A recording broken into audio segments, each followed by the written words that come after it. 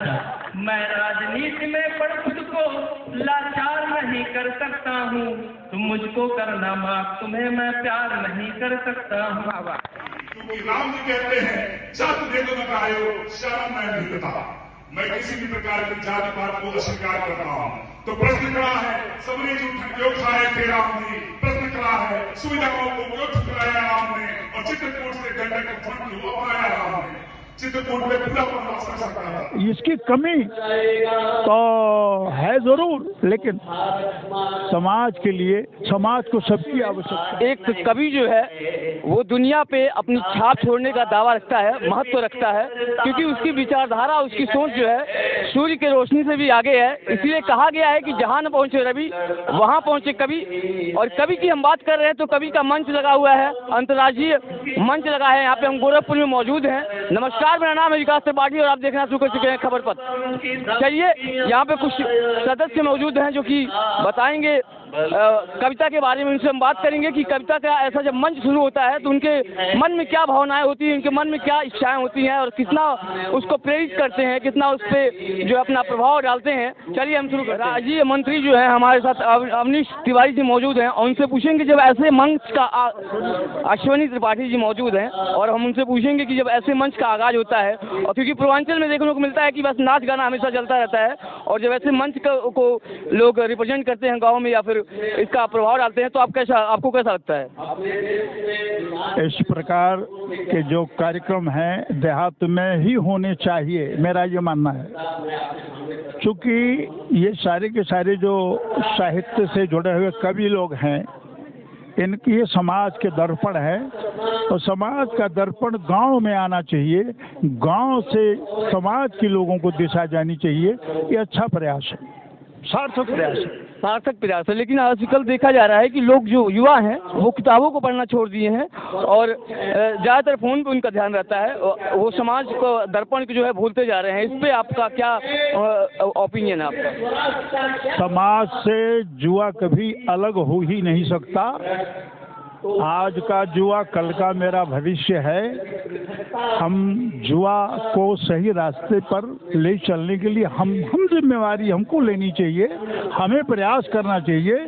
जुआ हमारा बेदाग है, जुआ हमारा देश का स्वाभिमान और सम्मान है। और आजकल के युवा जो बस एक कुमार विश्वास का नाम आता है, बहुत अच्छे कवियों में बस एक कुमार विश्वास का नाम आता है और बाकी ऊपर नीचे थोड़े बहुत कोई कवि होंगे, वरना आज का युवा कोई आप बता नहीं सकते जो कि नया युवा हो और उसका आप नाम नहीं सुना हो। देखिए, कविता को लोग शुरू से तुकबंदी के माध्यम से सुनते चले आए हैं, गेयता के माध्यम से सुनते चले आए हैं। कविता ने तमाम परिवर्तन कविता क्षेत्र में भी हुआ, विधा में हुआ, अज्ञेय पद्धति आई, खड़ी बोली की कविताएं जब शुरू में आई, तो इन सब चीज़ों में लगातार परिवर्तन हुआ। और अब वो तुकबंदी की कविताएं, एक दूसरे पर गेयता की जो कविताएं हैं, उसको आज का नौजवान सुनना चाहता है, सुन करके आह्लादित होता है। थोड़े देर के लिए ही सही, वो भी हमारे समाज के दर्पण के सामने आकर खड़ा हो जाता है।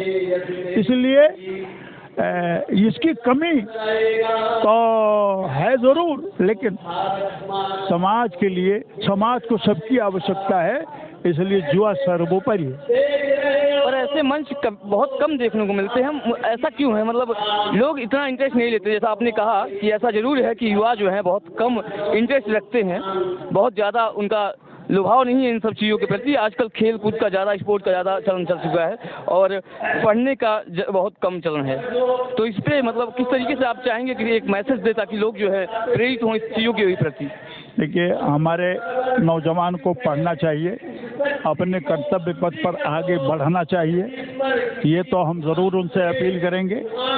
और जहाँ तक मंच का सवाल है, नाना प्रकार के मंच इस देश में लगते हैं, नाना प्रकार की विधाएं हैं जिसकी चर्चा होती रहती है। तो कुछ मन की बातें हैं, मैं संपूर्ण युवा वर्ग को नहीं कुछ कह सकता। कुछ लोग होंगे जो इधर से उधर की बातें सुनने में आनंदित होते होंगे, लेकिन हमारा जो नौजवान है हमारा भविष्य है। धन्यवाद, बहुत बहुत धन्यवाद आपका। क्योंकि प्रेम जो है वो दर्शन का विषय है, प्रदर्शन का नहीं। तो प्रेम में अंतर क्या है वो पढ़ता हूँ कि मैं शब्दवंश का दीपक हूँ, तुम मद में लिपटी ज्वाला हो। मैं मिनरल वाटर जैसा हूँ, तुम तो पूरी मधुशाला हो। तुम तो स्वभाव के चंचल हो, मैं लड़का भोला भाला हूँ। तुम रैप वैप सुनने वाली, मैं कविता कहने वाला। मैं तुम पर कई जन्म वाला अधिकार नहीं कर सकता हूँ। तुम मुझको करना माफ, तुम्हें मैं प्यार नहीं कर सकता हूँ। अंतर क्या है कि तुम कारवार की आती हो, मैं ट्रेन से चलने वाला हूँ। तुम कैसे वैसे जाती हो, मैं ठेला ढोली वाला हूँ। तुम हुक्के के फ्लेवर जैसी कि तुम कारवार की आती हो, मैं ट्रेन से चलने वाला हूँ। तुम कैसे वैसे जाती हो, मैं ठेला ठूली वाला हूँ। तुम अगर मंत्री की बेटी, मैं मुख्यमंत्री का साला। तुम यूपी में जुमलो जैसी, मैं यूपी का टोटी वाला। मैं राजनीति में पढ़ खुद को लाचार नहीं कर सकता हूँ। तुम मुझको करना माफ, तुम्हें मैं प्यार नहीं कर सकता हूँ। कि तुम मार्केट की रौनक हो, मैं मार्केट की मंदी हूँ। तुम कारागार में जेलर हो, मैं उसी जेल में बंदी हूँ। तुम नई करेंसी के जैसी, मैं मोदी की नोटबंदी हूँ। और तुम जिन जिन से बतियाती हो, मैं उन सबका प्रतिद्वंदी हूँ। मैं एक चक्कर में पढ़ तो बेकार नहीं कर सकता हूँ। तुम मुझको करना माफ, तुम्हें मैं प्यार नहीं कर सकता हूँ। वैलेंटाइन डे से आपको जोड़ता हूँ कि तुम तो हो बिंदु के जैसी, मैं सीधी साधी लाइन हूँ। तुम कड़ी कड़ी हो नोट और मैं 1 रुपया का क्वाइन हूँ। तुम मना रही वैलेंटाइन, मैं घर में क्वारंटाइन हूँ। और तुम पार्क वार्क में मत घूमो, मैं बजरंग दल से ज्वाइन हूँ। मैं 14 फरवरी वाला ये त्योहार नहीं कर सकता हूँ। तुम मुझको करना माफ, तुम्हें मैं प्यार नहीं कर सकता हूँ। बहुत बहुत धन्यवाद। के साथ जुड़िएगा। इन प्रश्नों के उत्तरों को ढूंढने में मैंने एक कृति लिख दी, जय श्री राम।